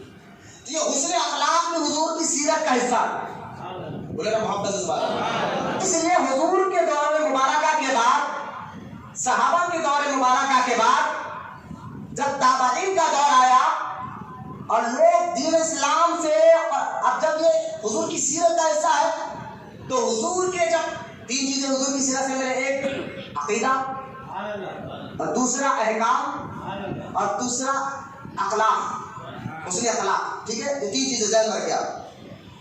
حضور کے تو یہ حضور کی سیرت کا یہ حصہ جس کو عقیدہ کہتے ہیں، تو تابعین اور تبع تابعین کے دور میں اللہ تعالیٰ نے ایک بہت بڑے بزرگ کو پیدا فرمایا جن کو لوگ ابو منصور ماتوریدی رضی اللہ تعالیٰ عنہ کہتے ہیں۔ انہوں نے کیا کیا؟ ابو منصور ماتوریدی، دیکھیں یہ ابو منصور آج بھی جو ہے نا دریائے آمو، اگر گوگل پر جا کر آپ دریائے آمو کہیں، سمرقند کے کنارے یہ دریا آتا ہے، بخارا سمرقند کے بعد دریائے آمو، وہ دریائے آمو کے کنارے حضرت ابو منصور ماتوریدی کا مزار مبارک موجود ہے۔ یہ کون ہے؟ انہوں نے کیا کیا امت کے لیے؟ کہ انہوں نے ایسے فیلڈ میں جو حضور کی سیرت کا اہم حصہ تھا عقیدہ، تو علم العقیدے پر انہوں نے جو بحث کی ہے، سارے سنی جو ہے عقیدے کے طور پر، جیسے احکام کے طور پر ہم حنفی ہے، عقیدے کے طور پر ماتوریدی ہے، کیونکہ ابو منصور ماتوریدی نے علم العقائد پر تو کام کر کر لوگوں کو بتایا، تو لوگوں کو تب پتا چلا عقیدہ کیسا ہوتا ہے اور عقیدہ کیسا رکھنا چاہیے۔ اس فیلڈ میں دین کام ہے نا، حضور کی سیرت میں علم العقائد، تو علم العقائد کا حصہ منصور ماتوریدی کو ملا، اور بھی علماء، بہت سے علماء نے اس پر کام کیے، لیکن جو کام آپ نے کر کر بتایا، ابو منصور ماتوریدی نے جو کام کر کر بتایا، تو لہٰذا آج سارے سنی انہی کے عقیدے پہ چلتے ہیں، علم العقائد کے امام، ٹھیک ہے؟ اور حضور کی ظاہر زندگی احکام کا نماز، روزہ، حج، زکات، یہ احکام پر تو بہت سے صحابہ کرام کے بعد، میں صحابہ کرام کے دور کی بات بتا رہا ہوں، صحابہ کے دور کے بعد جو ہے پھر علم العقائد، تین چیزیں حضور کی سیرت سے ملا، علم العقائد، علم الاحکام اور حسن اخلاق۔ پہلی چیز کا امام میں نے بتا دیا، علم العقائد کا ابو منصور ماتوریدی، انہوں نے جو آج سے 1300 سال پہلے جو مسلمانوں کو عقیدہ کیسا رکھنا چاہیے بتایا، اور آج تک 1300 سال سے مسلمان انہی کے عقیدے کو فالو کرتے آ رہے ہیں، انہی کے بتایا، اور انہوں نے اپنی طرف سے نہیں بتایا، جو انہوں نے قرآن حدیث سے لیا سمجھا وہ آپ کو ڈلیور کیا۔ ایسا نہیں کہ انہوں نے اپنی طرف سے کوئی باتیں کی ہے، قرآن حدیث کو سمجھنا کوئی بچوں کا کھیل نہیں ہوتا ہے، قرآن کو سمجھنے کے لیے اللہ تعالیٰ جس کو علم دیتا ہے، جس کو سمجھ دیتا ہے، اور جس کے دل میں محبت رسول اور محبت اہل بیت ہوتا ہے، اللہ تعالیٰ اسی کے سامنے اپنے کلام کے راز کو کھول کر بتاتا ہے۔ اسی کے سامنے اللہ تعالیٰ اپنے کلام کے رازوں کو کھول کر بتاتا ہے۔ امام ابو منصور ماتوریدی رضی اللہ تعالیٰ عنہ سے 1300 سال پہلے انہوں نے جو علم العقائد پہ کام کیا اور سارے مسلمانوں کے عقیدے کو سدھارا، اللہ پر کیسا یقین رکھنا ہے، دوزخ پر، جنت پر، فرشتوں پر، قیامت کے دن پر، تقدیر پر، اس ساری باتوں کو پر صحابہ نے تو تابعین کو بتایا تھا، لیکن جو کام زیادہ آپ نے کر کر بتایا آنے والی امت کے لیے آسان کر کر، وہ امام ابو منصور ماتوریدی رضی اللہ تعالیٰ عنہ۔ اس لیے ہم کو کوئی ذہن میں رکھنا چاہیے، کبھی آپ سے کوئی پوچھے آپ کس عقیدے پہ چلتے ہیں، کہاں امام منصور ابو منصور، امام منصور کے، امام منصور ماتوریدی رضی اللہ تعالیٰ عنہ کے۔ اسی طرح اب حضور کا ایک دوسرا شعبہ تھا سیرت کا، وہ تھا علم الاحکام، نماز روزہ عبادت۔ تو اب عبادت تو کرنا ہے، کرے کیسا؟ یہ بعد والے 100 سال کے بعد بعد والے مسلمانوں کو دقت ہوئی، تو اس فیلڈ میں بہت سے تابعین بزرگوں نے بہت سی باتیں بتائی کہ حضور نے نماز ایسا پڑھی ہے، کبھی کسی نے کہا ہاتھ چھوڑ کر پڑھی ہے، کسی نے کہا ہاتھ جو ہے دل پر بات کر پڑھی ہے۔ تو لہٰذا اس فیلڈ پر بنتے گئے بہت سے صحابہ کے دور کی بات کر رہا ہوں، تابعین کے دور میں، لیکن جو احکام کے فقہ، جس کو ہم فقہ کہتے ہیں، حلال کے مسئلے، حرام کے مسئلے، نماز کیسے پڑھنا چاہیے، روزہ کیسا رکھنا چاہیے، عبادت کیسے کرنا چاہیے، ذکر کیسا کرنا چاہیے، یہ احکام کے مسئلے جنہوں نے بہت سے تابعین بزرگوں نے بتایا، لیکن انہوں نے سب سے زیادہ کھول کر بتایا، اچھی طریقے سے بتایا اور سمجھا کر بتایا، وہ امام اعظم ابو حنیفہ رضی اللہ تعالیٰ عنہ کی ذات مبارک۔ ان کے ذریعے سے اور دیکھیے آپ یہ صحابہ سے سیکھ کر بتاتے ہیں، امام جعفر صادق سے سیکھ کر بتاتے ہیں۔ تو علم الاحکام کو تو حضور کی ظاہری سے احکام کو سمجھنے والے 4 امام بنے۔ کتنے امام بنے؟ 4۔ ان میں سے ایک امام اعظم ابو حنیفہ جو حنفی ہے، ایک دوسرے امام احمد بن امام شافعی، تیسرے امام مالک، چوتھے امام احمد بن حنبل۔ یہ 4 امام، اور یہ 4 امام فقہ کے ہیں، علم الاحکام کے امام ہے۔ ان کو اللہ تعالیٰ نے اس فیلڈ میں کمال عطا فرمایا، جو حضور کے ظاہری زندگی کو دیکھا اور ان کے طریقے کو اپنایا، اور طریقے کو اپنا کر مسلمانوں کو آسان کر کے بتایا کہ عبادت اللہ کی کیسے کرنا چاہیے، رسول کی اطاعت کیسے کرنا چاہیے۔ اب اس فیلڈ میں یہ 4 امام بنے جو محافظ ہوئے۔ حضور کی زندگی سے کتنے چیز ملے تھے؟ علم العقائد، علم الاحکام، اور اس فیلڈ پہ دو تو میں نے بتا دیا کہ کیسے کیسے لوگوں نے کام کر کر مسلمانوں کے لیے آسانی بتا۔ اب تیسرا تھا حسن اخلاق۔ سبحان اللہ، سبحان اللہ، بہت ضروری تھا یہ دونوں چیز کو جوڑنے والا اخلاق ہی ہے۔ بولے گا سبحان اللہ۔ یہ دونوں چیز کو، علم العقائد کو اور احکام کو، یہ دونوں چیز کو مضبوط کرنے والا اخلاق ہے، یہ بھی حضور کی زندگی کا حصہ۔ بولے سبحان اللہ۔ اسی کو تو تصوف کہتے ہیں، اسی کو تو شوق پیدا کریں گے۔ بھائی آپ کہتے ہیں شوق پیدا کریں گے تبھی تو آپ ایمان لائیں، شوق ہے تبھی تو آپ نماز پڑھ رہے ہیں، نماز سے محبت ہے تو پڑھ رہے ہیں، روزے سے محبت۔ تو یہ محبت کون پیدا کرے؟ یہ محبت آپ کے دل میں آتی کیسے ہے؟ کہا حسن اخلاق سے آتی ہے۔ آپ کہیں گے حسن اخلاق کیا ہے، تو اس حسن اخلاق پر چیپٹر بنے۔ بولو نا سبحان اللہ۔ علم العقائد کے جیسے امام بنے، جیسا علم الاحکام کے جیسے امام بنے، اب آ جائے علم العقائد کے امام، علم جو ہے تصوف کے امام، طریقت کے امام۔ اب یہاں پر تصوف کے امام بنتے رہے، اور اب تصوف کے کتنے امام تھے؟ غوث اعظم سے پہلے، بولو سبحان اللہ، غوث اعظم سے پہلے۔ اب میں نے کہا حسن اخلاق، حسن اخلاق کیا ہے؟ سرکار نے بہت چیزیں بتائی۔ سرکار نے فرمایا اللہ کی رضا پر راضی رہنا یہ حسن اخلاق ہے، بولو نا محبت ہوگا، صبر کرنا حسن اخلاق، غصے کو قابو میں رکھنا حسن اخلاق، اچھی بات کہنا حسن اخلاق ہے، کوئی گالی بھی دے تو مسکرانا یہ حسن اخلاق، بولو نا محبت ہوگا۔ حسن اخلاق کے الگ الگ کلاسز تھے۔ اب ان الگ الگ کلاسوں یا حدیثوں پر ایک ایک امام نے اس کو اپنانا شروع کر دیا۔ ایک ایک تصوف کے امام نے، وہ تصوف کے امام کون تھے؟ جن کو اپنا کر لوگوں کو ایک کلاس بنا کر ذہن میں دینے لگے حسن اخلاق کی۔ تو آؤ دادا صاحب سے پوچھتے ہیں، دادا صاحب دیکھیے، دادا صاحب پردہ فرمایا 465 ہجری میں، 465 65 ہجری میں، اور غوث اعظم پیدا ہوئے 470 ہجری میں، یعنی غوث اعظم کے پیدا ہونے سے 5 سال پہلے دادا صاحب پردہ فرما چکے۔ تو دادا غوث اعظم سے مطلب یہ ہے کہ غوث اعظم سے پہلے کے یہ بزرگ ہیں، بولے سبحان اللہ۔ اور میں نے ایک روایت بھی پڑھی ہے کہ جب غوث اعظم کی بارگاہ میں غریب نواز بیٹھے تھے اور وہاں غریب نواز بغداد سے ہندوستان آ رہے تھے نا، تو غوث اعظم خاص طور پر خواجہ غریب نواز سے کہا تھا کہ معین الدین تم جس روڈ سے ہندوستان جا رہے ہو اسی روڈ پر ایک اللہ کا شیر، اللہ کا ولی، اس کی مزار ملے گی۔ غوث اعظم نے غریب نواز کو خاص طور پر تاکید فرمائی تھی اس کی مزار کی زیارت کرنا، وہاں بیٹھنا، حاضری دینا، اور وہاں سے پھر تم ہندوستان کی طرف جانا۔ اور غوث اعظم نے یہاں تک فرمایا تھا معین الدین اگر وہ میری زندگی ظاہری زندگی میں ان سے ملاقات کرتا تو میں عبد القادر ان کا مرید بن جاتا.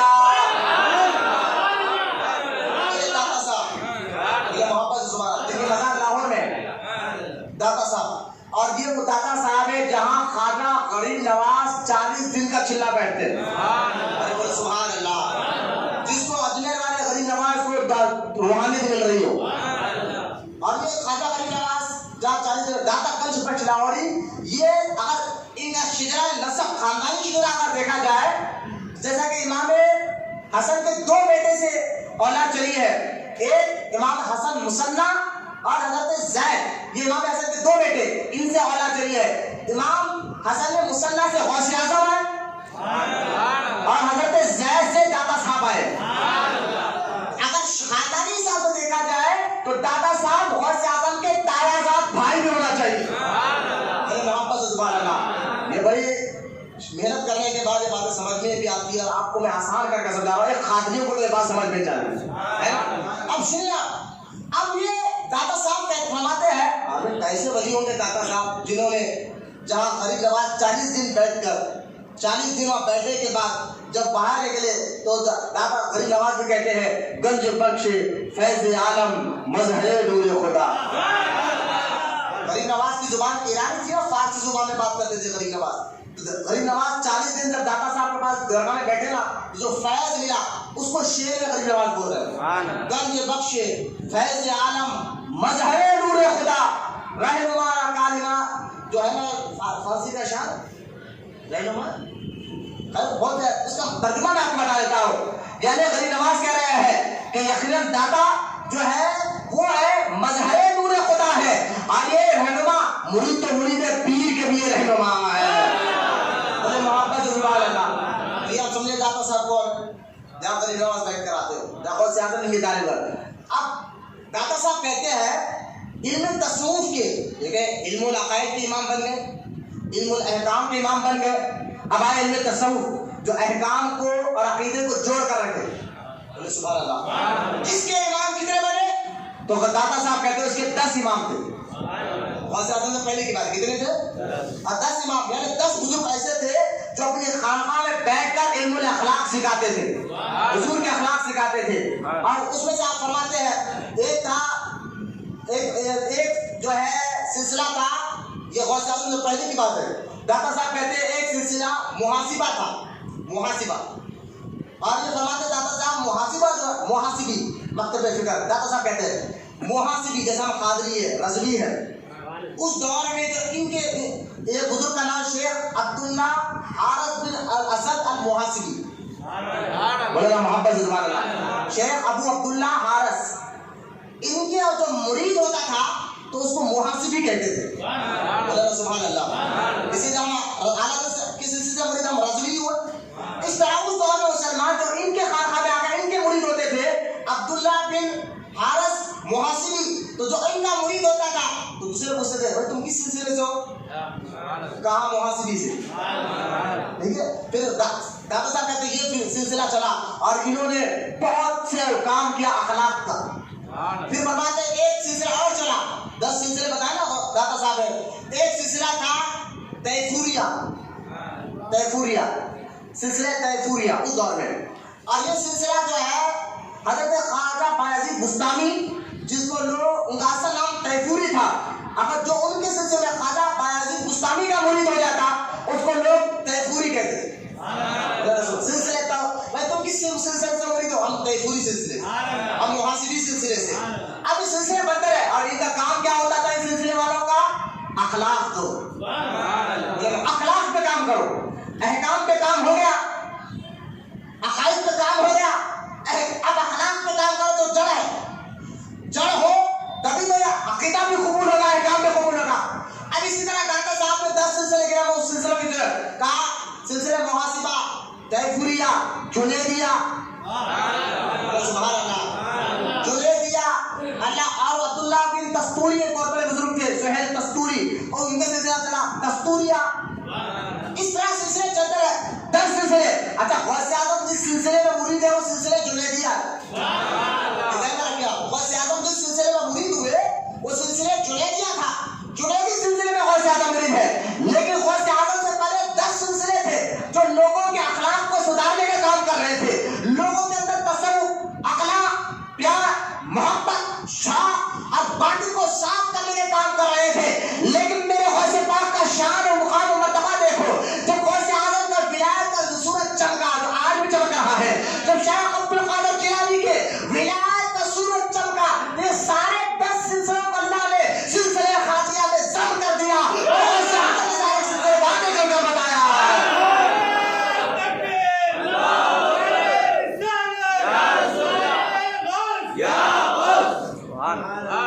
سلسلہ قادریہ یہ 10 سلسلوں کا نچوڑ ہے.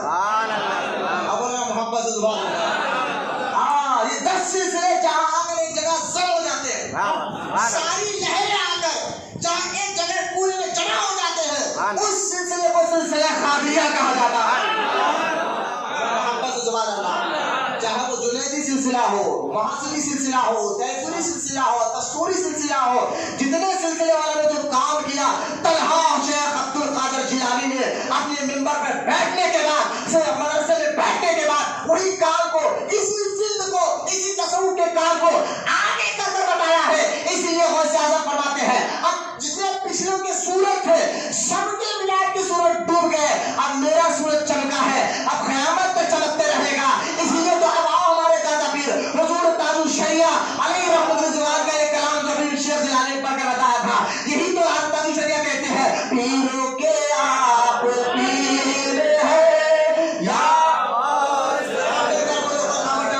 پیروں کے آپ پیر ہے یا اہل صفا. اہل صفا کہتے دلوں کو صاف کر دیں, اہل صفا جتنے اہل صفا کے دلوں کو صاف کریں ان کے بھی آپ میر ہیں, پیروں کے آپ پیر ہے یا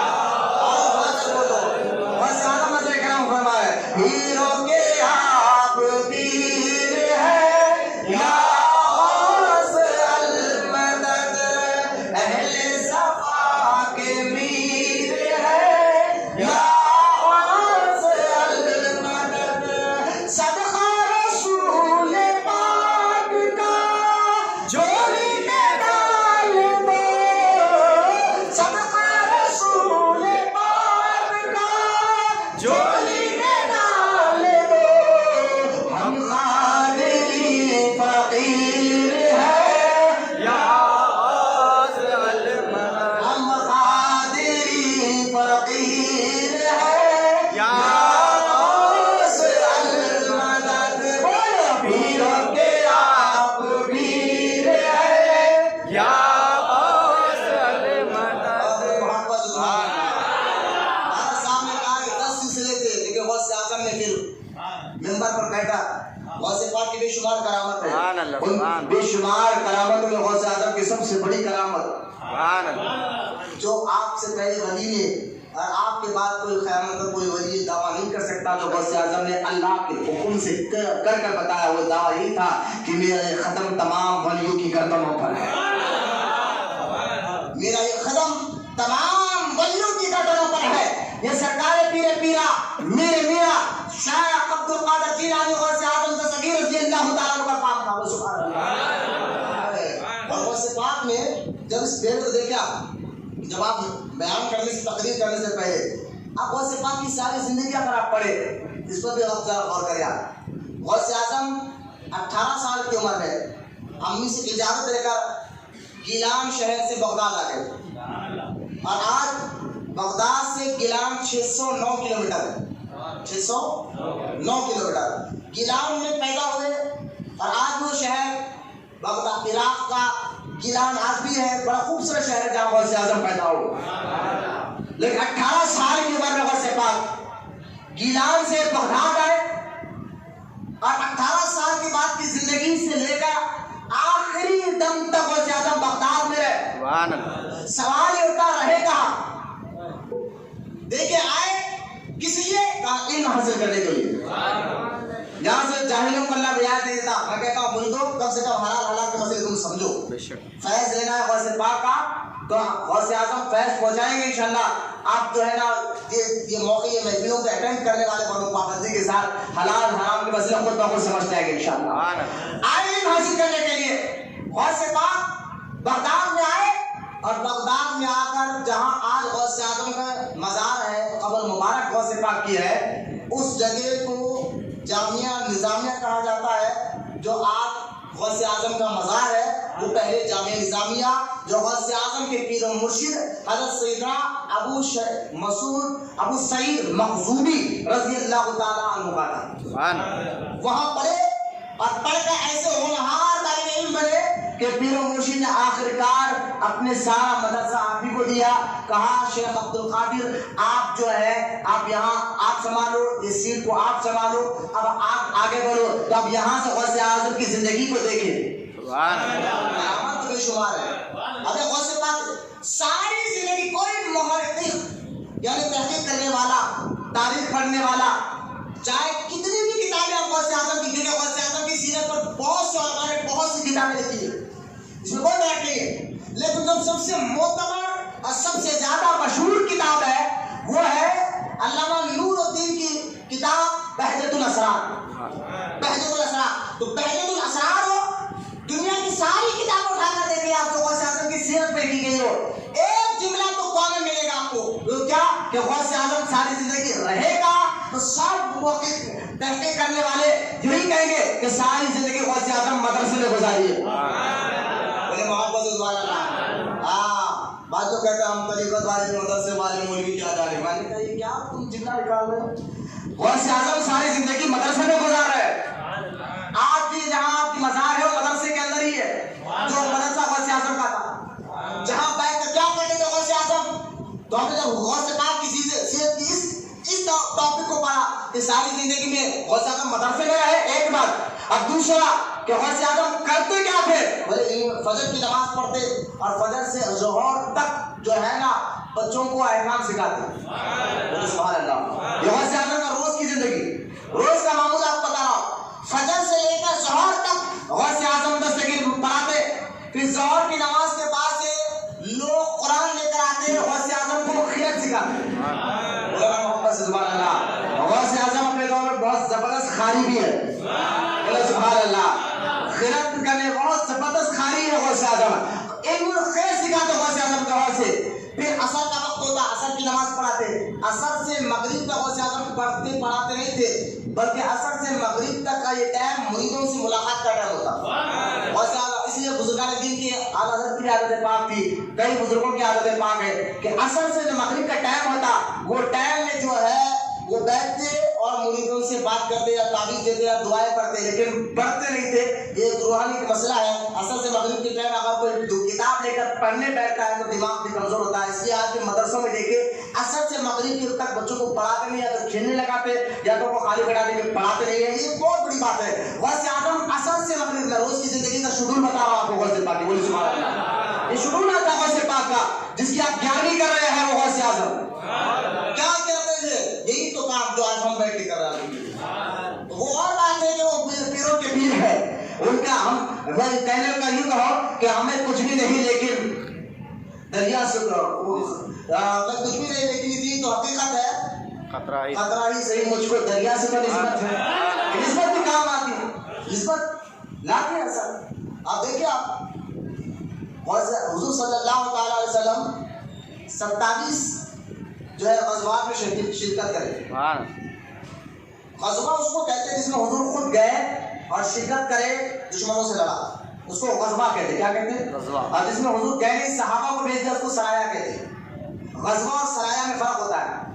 حضور جس جنگ میں گئے نہیں, صحابہ کو بھیج دے, اس کو سرایا کہتے ہیں. اور جس جنگ میں حضور خود گئے اس کو غزوہ کہتے ہیں. تو آج سے آخری غزوہ غزوہ تبوک تھا. 35,000 صحابہ کو لے کر اللہ کے رسول علیہ السلام تبوک کے مقام پر رومیوں سے لڑنے کے لیے گئے, لیکن وہ رومیوں کی ہمت نہیں ہوئی لڑنے کے لیے, وہ آگے آئے. کچھ دن اور ٹھہرنے کے بعد جب وہ دشمن آئے نہیں لڑنے کے لیے, تو سرکار اپنے 35,000 غلاموں کو لے کر مکہ واپس آ رہے تھے. تو مکہ میں قوم سمود جو قوم تھی, قوم سمود, یہ صالح علیہ السلام کے دور کے لوگ تھے. کون سے سلام؟ صالح علیہ السلام, اللہ کے نبی صالح علیہ السلام. یہاں سراج کے دبا مارو شاید ہے بیٹھ جا باہر بہت بڑھو. تو لہٰذا صالح علیہ السلام لوری کا دور نہیں, کوئی گھومتے رہا. صالح علیہ السلام کے دور میں جو ہے جو ان کی امت نے کہا تھا کہ ہم اللہ کو مانیں گے, شرک کرنا چھوڑ دیں گے, لیکن آپ ایک کام کرو, اگر آپ نبی ہے تو پتھر سے ایک اونٹنی حاملہ اونٹنی کو نکال کر بتاؤ. تو صالح علیہ السلام نے دعا کی, قرآن میں ذکر ہے, تو پتھر سے ایک حاملہ اونٹنی بنا دی. اور اللہ تعالیٰ نے فرمایا آپ کی اس قوم کے پاس پانی کے 2 کنویں تھے. ایک کنویں سے قوم پانی پیتی تھی، عیسیٰ علیہ السلام کی لوگ پانی پیتے تھے. ایک کنویں سے یہ اللہ کی اٹھنی. اللہ تعالیٰ نے فرمایا یہ نعمت اللہ، یہ میری اٹھنی ہے، یہ میری نشانی. بولے سبحان اللہ، بولے سبحان اللہ. اللہ فرماتا یہ میری نشانی ہے، یہ میری اٹھنی ہے. یہ نعمت اللہ جب اللہ کی نشانی ہو سکتی ہے تو ولی اللہ کی نشانی نہیں ہو سکتی. مقام ابراہیم اللہ کی نشانی بن سکتا ہے. جہاں اللہ فرماتا ہے مقام ابراہیم تقوزو مقام ابراہیم مصلی، کہ لہذا مقام ابراہیم میرے جہاں پر ابراہیم علیہ السلام کے قدموں کے نشان ہے، اللہ اس کو کہتا ہے یہ میری نشانی ہے، یا نماز پڑھو میں راضی ہو جاتا ہوں. جہاں اللہ کے نیک بندوں کے قدموں کے نشان ہے، اللہ اس کی عزت کو بڑھا دے. تو جہاں مزار میں ولی خود لیٹا ہو تو اس جگہ کا مقام و مرتبہ کیا ہوگا؟ کچھ نہیں ہوتا اللہ والوں سے. میں نے کہا یہ کیا تم نے باتیں، میں آخری طور پر سوچا جائے تو یہ اللہ تعالیٰ تو اپنے محبوب بندوں کی نشانوں کی بھی عزت کو بڑھا رہا. جہاں اللہ کے لوگ خود آرام کر رہے ہو وہاں مقام مرتبہ کیا ہوگا؟ بات نسبت کے آگے تو ایک بات میں حدیث سنانا چاہ رہا ہوں. حضور جب یہ تبوک سے واپس آ رہے تھے تو جہاں قوم سمود پر عذاب آتا وہاں لوگے سے تو 35,000 صحابہ تھے. کتنے؟ اب آٹا بونا گیا تو اللہ کے رسول علیہ السلام نے فرمایا کہ تم نے جو آٹا بونا ہے نا، یہ پانی کہاں سے لیا؟ تو کہا حضور فلاں کنویں سے میں نے پانی لیا. کہا چل گیا بتاؤ. تو گئے کہ حضور یہ کنویں سے لیا. اللہ کے رسول نے فرمایا یہ سارا آٹا کتنا تھا؟ 35,000 لوگوں کا آٹا تھا. وہ رسول جو ایک دانہ گرنے کی اجازت نہیں دیتے، ایک دانہ کا گر جائے تو اٹھانے کی اجازت کہتے ہیں. اور رسول فرماتے ہیں یہ سارا آٹا پھینکو، یہ سارا آٹا پھینک دو. یہ وہ پانی ہے جہاں سارے سرار کی قوم پانی پیتی تھی. اور اس حالانکہ پانی بظاہر دکھنے میں پاک تھا، ایسا بھی نہیں کہ پانی ناپاک تھا. پانی ناپاک نہیں تھا کیونکہ صحابہ ہے بھائی، صحابہ کو تو پاک ناپاک کا تو علم ہوتا ہے نا. وہ صحابی رسول تھے نا پانی لانے والے، پاک ناپاک کا تو علم ان کو تھا ہی. سرکار کی صحبت میں اتنا تو وہ جان چکے تھے. لہذا پانی ناپاک نہیں تھا جس کو سرکار نے پھینکنے لگا. صرف اس لیے سرکار نے پھینکنے لگا، کہا اس کنویں سے وہ سارے اسلام کی قوم کے لوگ پانی پیتے تھے، لہذا اس قوم پر اللہ کا عذاب آیا ہے، لہذا اب اس کنویں سے پانی مت لو، سارا آٹا پھینکو. آؤ میں آگے اور کنواں بتاتا ہوں. اس کنویں سے پانی لو، اس کنویں پر اللہ کی اٹھی اللہ کی نشانی پانی پیتی تھی، لہذا اس نسبت کے تحت اس سے پانی لے کر آٹے کو کھداؤ. تو پتا کیا چلا؟ نسبت اگر کوئی بڑی چیز نہیں ہوتی. میں نے کہا رسول نے خود بتا دیا کہ اگر پانی کی نسبت اللہ کے اٹھنی سے ہو جائے اور اللہ کی نشانی سے ہو جائے، سرکار بتا تو اس کی بھی عزت ہو جاتی ہے. تو ہماری نسبت جو ہے غوث اعظم سے ہو جائے، سلسلہ قادریہ سے ہو جائے، تو انشاءاللہ غوث اعظم کے صدقے میں ہمارا اللہ تعالیٰ ہم دونوں جہاں میں ہماری بیڑا پار فرما دے گا. یہ نسبت ہے. سبحان اللہ. جب نبت اللہ جہاں پانی پیتا تو اس کی عزت ایسی ہے تو ولی اللہ کی نسبت کی کیسی ہوگی؟ تو لہٰذا سرکار کو صفات اب بات ختم کر انشاءاللہ ہم ذکر کے لیے بیٹھیں گے. انشاءاللہ ذکر ہوگا، پھر کھانے کا انتظام بھی ہے. آپ لوگ کھانا کھاتے ہو جائے، نماز ظہر کی نماز کے ساتھ انشاءاللہ کھانا بھی ہوگا. سرکار کو صفات رضی اللہ تعالیٰ نے یزکیہم، میں نے بتایا نبی 3 کام کرتے: آیت پڑھنا، معنی بتانا، پھر یزکیہم پاک کرنا. غوث اعظم کی یہ مزاج تھی، ساری زندگی مدرسے میں رہے. عصر سے مغرب تک آپ مریدوں سے ملتے ہوئے، مغرب سے عشاء تک پھر غوث اعظم پڑھتے اور پڑھاتے. اور عشاء کے بعد غوث اعظم اپنے مرید کو کہتے، مؤذن کو کہتے مسجد کو لاؤ کل باہر جاؤ. اب وہ چلے جاتے غوث اعظم اپنے غوثیت کے سفر میں ساری رات. لوگوں نے کہا ہم نے 40 سال تک دیکھا غوث اعظم عشاء کے وضو سے فجر کی نماز ادا کر رہے ہیں. وہاں پر سبحان اللہ 40 سال تک ہم نے دیکھا کہ غوث اعظم عشاء کے وضو سے فجر کی نماز ادا کر رہے ہیں. یہ میرے سرکار غوث اعظم کے روز کا شروع تھا زندگی کی. قادری کو سمجھنا اور جاننا ضروری ہے. ساری زندگی غوث پاک رضی اللہ عنہ. دیکھیں آپ جب سرکار غوث اعظم پڑھنے بعد جب تقریر کا جب مدرسے میں حکم ہوا کہ آپ بیان کریں تو آپ جھجکتے تھے کہ بھائی عربیوں کے ساتھ بات کیا کرو. سرکار آئے، بولو سبحان اللہ. اللہ کے رسول علیہ السلام عبد القادر بیان کرو کا حضور عربی کو سمجھا کرو کام اپنا مولا. سرکار نے اپنا دعا میں دہن 7 مرتبہ ڈالا. اس کے بعد غوث اعظم میں مولا علی آئے، انہوں نے آپ کو کہا مولا قریب ہے، میں نے مقرب لیا، انہوں نے 6 مرتبہ سبحان اللہ. میں نے کہا غوث اعظم کہ میں نے کہا حضور نے 7 مرتبہ ڈالا اور آپ نے 6 مرتبہ ڈالا. کہا مولا علی نے میں گنتی میں بھی حضور کے برابر نہیں کر سکتا. محبت سے سبحان اللہ. یہ غوث پاک رضی اللہ تعالیٰ عنہ. اس کے بعد غوث اعظم نہیں ہوا. پھر غوث اعظم کے لیے عیدگاہ رکھا گیا, عیدگاہ بس نہیں ہوا. پھر شہر کے باہر تقریر ہونے لگی اور ایک ایک مجمع میں 70,000 لوگ ہوا کرتے تھے اور غوث اعظم ہفتے میں 3 بار تقریر کرتے تھے. ہم تو ایک بار کریں ہماری حالت بگڑ جائے. ایک دن 8 دن میں ایک بار آؤ, بیمار کے چھٹی کے آپ کوئی سو کر بول پا رہا بولتے رہتے ہیں.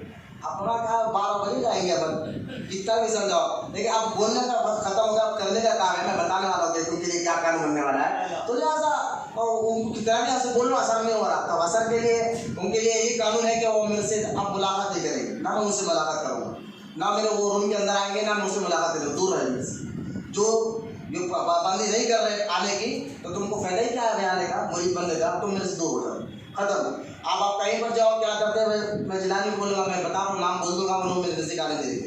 یہ ایسا بہت ہو گیا. میں گن کے بتاؤ کس کو میرے نزدیک آنے دلانی ہے اور کس کو نزدیک آنے دینا ہے. جو بچوں کو ہم مزاج بنانا چاہتے ہو, بچے مزاج ڈالنا نہیں چاہتے, وہی سو رہیں گے, وہی سستی کاہلی اور ہمارا وہی وقت گزاریں گے. تو ایسے کرنا گزارنا ہے تو مرید بنے کیوں ہے. آج دن بھر غوث اعظم تو ہفتے میں 3 بار تقریر کرتے تھے. ایک پہلا دن منگل کی رات میں,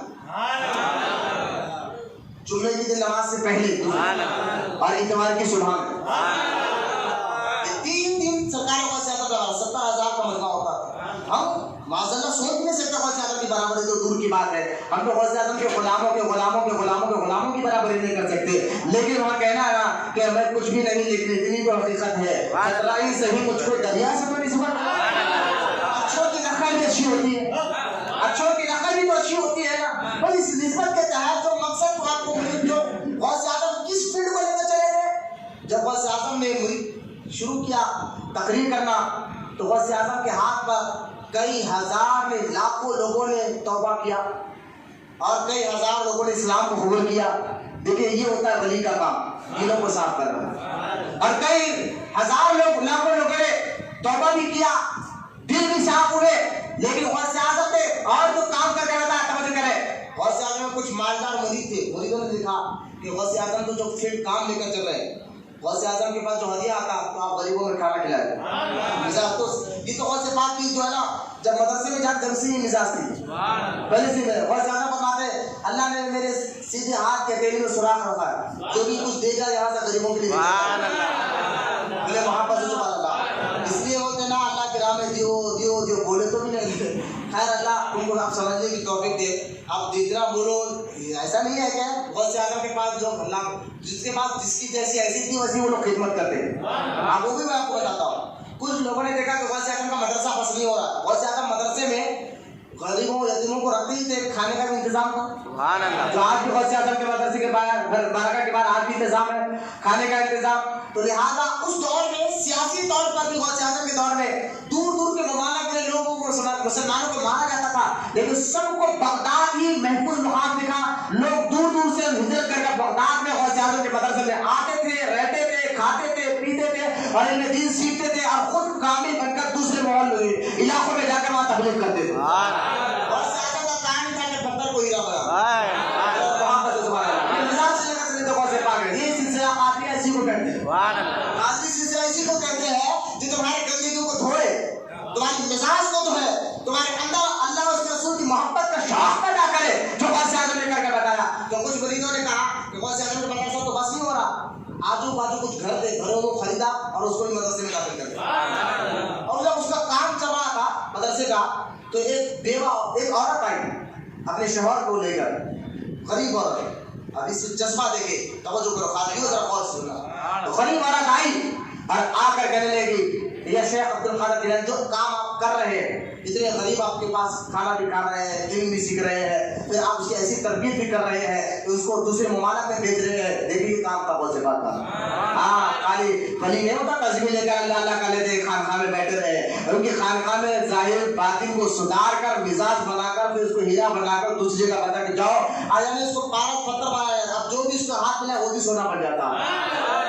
سبحان اللہ, اس کو دور تربیت کرا. یہ کام کون سے آدمی نے کہا یار, کیا تم سلسلہ قادریہ سمجھ. سلسلہ قادریہ ایک نسبت کا نام تو ہے ہی, لیکن سلسلہ قادریہ کے پیچھے غوث اعظم کی فکر ہے, ایک سوچ ہے, ایک تحریک ہے. جس سوچ اس فکر کو, اس تحریک کو غوث اعظم نے دینا چاہا, اس تحریک کا نام دین ہے, شریعت ہے, اسلام ہے اور اخلاق ہے. محبت